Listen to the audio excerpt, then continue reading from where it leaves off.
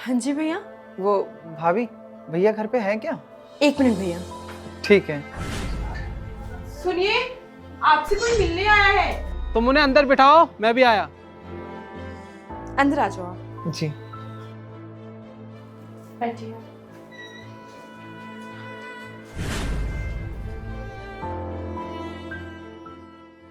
हाँ जी भैया। मैं आपका पड़ोसी हूँ और 2-3 महीने पहले ही मैं यहाँ शिफ्ट हुआ हूँ। हाँ हाँ, देखा है मैंने आपको। बताइए ना, क्या बात है? भैया वो मुझे आपसे थोड़ी सी मदद चाहिए। मदद? कैसी मदद? मेरी माँ की ना बहुत ज़्यादा तबीयत खराब है और मेरा इस शहर में कोई अपना भी नहीं है। मुझे अपनी माँ को हॉस्पिटल में एडमिट कराना है और मुझे बस थोड़े से पैसे की ज़रूरत है भैया।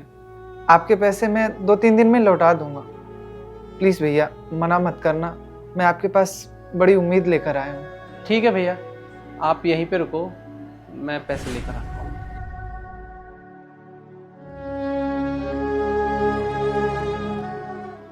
ये लीजिए भैया, हमारे घर में 15,000 रुपये है। आपका बहुत बहुत शुक्रिया भैया, जो आपने मेरे बुरे वक्त में इतनी बड़ी मदद की।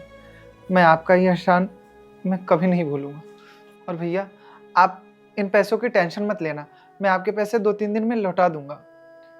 शुक्रिया भैया, मैं अब चलता हूँ।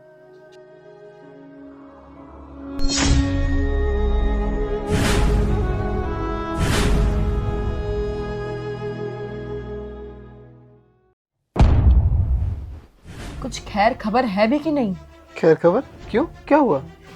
वो पड़ोसी 15-20 दिन पहले पैसे लेकर गया था और बोल कर गया था कि मैं 2-3 दिन में लौटा दूंगा। लेकिन आज देखो, आज 15 दिन हो गए हैं और अब तक वो नहीं आया है। थोड़ा पूछो उससे, कहाँ है, पैसे कब देगा? तुम तो बिल्कुल बेफिक्र हो गए हो, पैसे देकर छोड़ दिया है ना? अरे भाई, वो बेचारा परेशानी में लेके गया था पैसे, नहीं हो पाया होगा इंतजाम। अब क्या उसके सर पे आके खड़ा हो जाऊं कि भाई हमारे पैसे दे? होंगे उसके पास तो दे जाएगा। क्यों इतनी टेंशन लेती हो छोटी छोटी बात? टेंशन लेने वाली बात है, क्योंकि कोई आदमी किसी को पैसे देता है तो 1-2 बार पूछता है, भाई मेरे पैसे कब लौटाएगा? 1-2 बार उसके पास जाओ तो सही, पता तो करो कि उसकी माँ सच में बीमार है या झूठ बोल रहा है।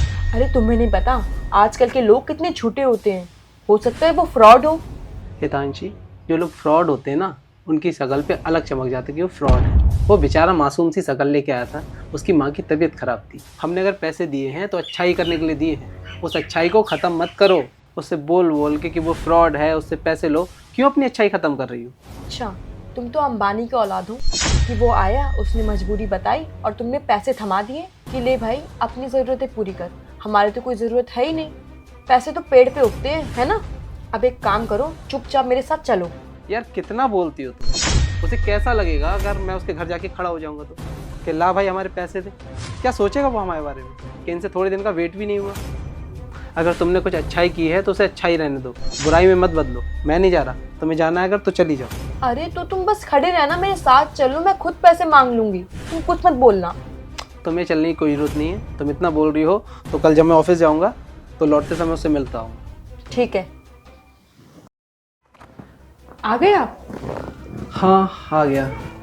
क्या हुआ, गए थे उसके रूम पर? गया था, लेकिन लेकिन क्या? मैं उसके यहाँ गया था पर वो पिछले हफ्ते ही रूम खाली करके चला गया। रूम खाली करके चला गया? देखा, मैंने तुम्हें बोला था ना कि ऐसे ही किसी पर भरोसा मत करो, मत दो उसको पैसे। लेकिन तुम, अरे यार मजबूर है, उसकी माँ की तबीयत खराब है, बस यही सब बोलकर मेरी बात टाल दी। लो अब भुगतो। लेकर भाग गया ना वो तुम्हारे पैसे। मैंने तुम्हें बोला था वो फ्रॉड है, लेकिन नहीं, तुमको तो मेरी कभी सुननी ही नहीं है। पैसे तो पेड़ पे उग रहे हैं, है ना? हमें क्या पता था कि वो फ्रॉड होगा? मैंने तो उसे मजबूर समझ के पैसे दिए थे। अब ये थोड़ी ना पता था कि वो रूम खाली करके ही चला जाएगा। अब क्या कर सकते हैं? अब भूल जाओ वो पैसे, अब वो पैसे नहीं मिलने वाले तुम्हें कभी। देखो अब कौन है।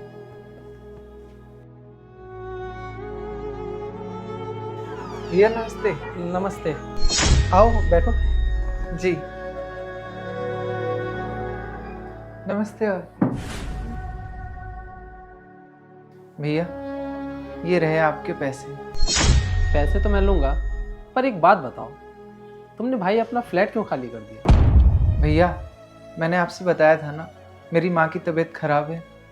मेरे पास जो भी थे मैंने अपनी माँ के इलाज में लगा दिए, जिसके कारण मैं फ्लैट का किराया नहीं दे सका और मकान मालिक ने खाली करवा दिया। पर यार तुम्हारी एक बात मुझे समझ में नहीं आ रही है।